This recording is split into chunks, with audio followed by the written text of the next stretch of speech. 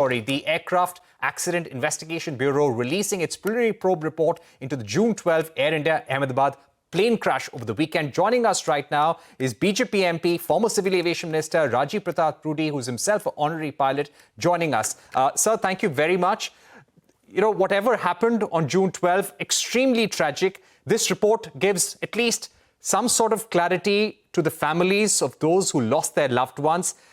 It was a terrible tragedy.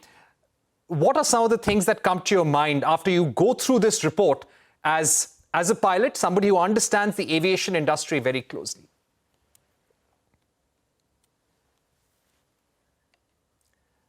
Sir, you're on mute, sir. Hi, sorry about it. I've been going through the report which has been published by the government and the AAIB report, and we were all eagerly waiting for it. And it's been within a month, it was submitted to the people, to the nation, and thanks to the government and the agency which worked to see that it is published. Now, there are a few facts in this which have been mentioned in the report. And we have seen that the aircraft does take off. It has been put in the report. It achieves a speed of 180 knots. It has been put in the report. And thereafter, something happens. And that is what is most intriguing. Thereafter, there is an action initiated by the aircraft in emergency, which is done by the aircraft on its own, which happens only when both the engines, in particular in Boeing's happen, and in particular in Dreamliner, which has happened. The RAT has deployed, which is a equipment for hydraulics and electrical, and the APU, which is the auxiliary power unit, which is switched off before takeoff, starts operations. Like it starts, it moves on. Now, when these two things happen, it only happens when both the engines stall or they shut off. And this is, if this single engine would have happened, possibly these two things would not have deployed, which actually did. So the report categorically states that the engine did stall or the engine did switch off. The spool, it came spooled down, or it lost power. So that's a fact. Then there is a mention in the report about the lever switch, which is the ignition switch, being relit in a particular period of time. And it's also been indicated that after a particular period of time, the action of a captain putting back that switch from cutoff to on, or cutoff to on, has been performed and the engine has gained power. Now, in the report, one thing is significantly not been mentioned, but that how did the aircraft close or shut down? So that thing has not been mentioned. It has been left open.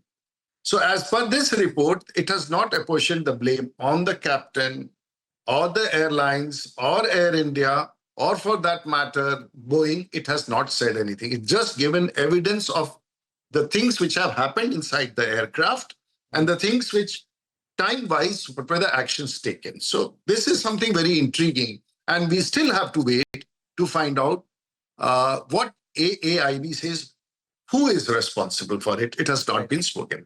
Mr. Rudy, what caused the fuel switches to move? Because in a matter of 1 second, they tried to move it up and down. They tried to bring the engine back to life.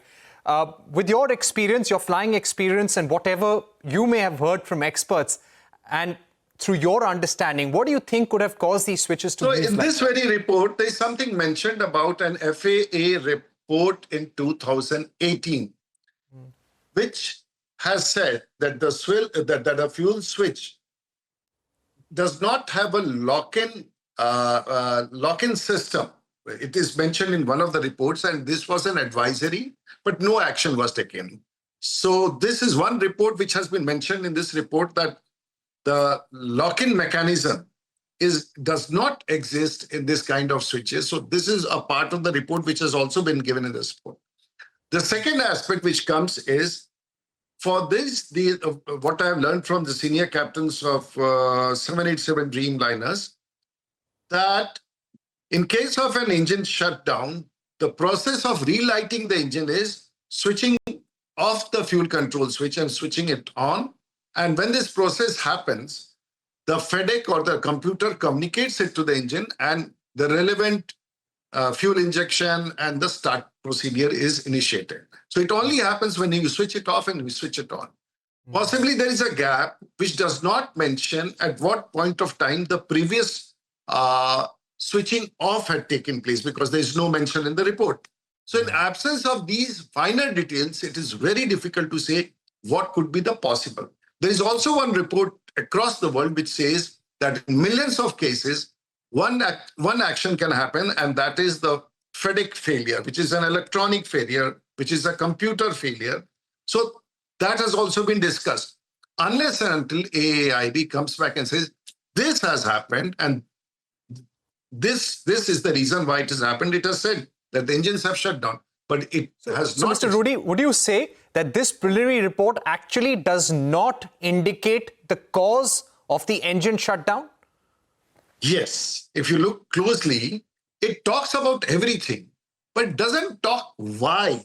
Which action resulted in the engine shutdown has not been explained. So there is an option 1 there, there's an option B there, option C there. You keep on trying to figure it out. And that is why these conversations are going on, right. That captain could be responsible, or B could be responsible, or FedEx failure could be there, or the locking device did not activate. So all these are there because the AAIB has not concluded that which action resulted in the shutdown of engine. So we are do you feel, Mr. Rudy, that in the present form, we're actually being unfair to the pilots who lost their lives? You know, they were highly trained pilots, very experienced, who did their best at that time. Mr. Sabrawal had good 8,500 hours. The young boy also had about 1,000 hours plus. And you see that when you are flying a plane, and especially a commercial one, and there's nothing called a co-pilot or a junior pilot. Both the capabilities of both the pilots as far as flying the plane is concerned is more or less the same.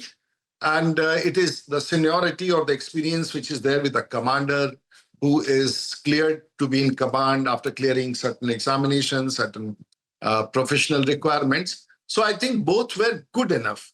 And this time the pilot flying was the first officer and the pilot monitoring was the commander. So he was very much hands-on to whatever was being displayed on the screen, the engine performance, the roll, the speed, the checks, the rotation speed, and possibly there is some communication in between about the switches being put to off.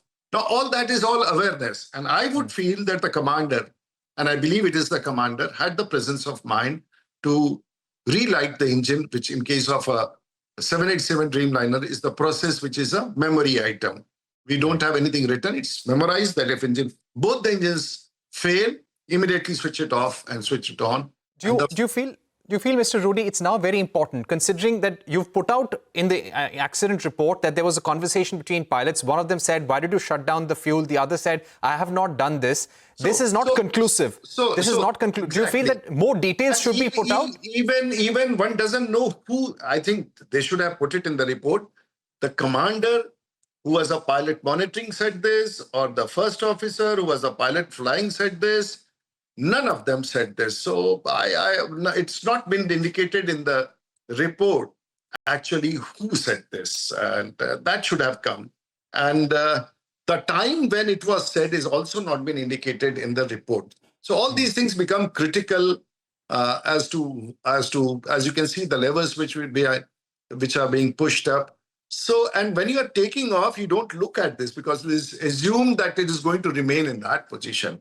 So you have to stretch it. I have not operated these flights. I've used, and this is the process by which you ignite the engines. In case of a Airbus, you put engine 1 on, you put the ignition on, and they put engine 1 on and engine 2 on. But here it's a different kind of a switch which starts the engine. So let us see.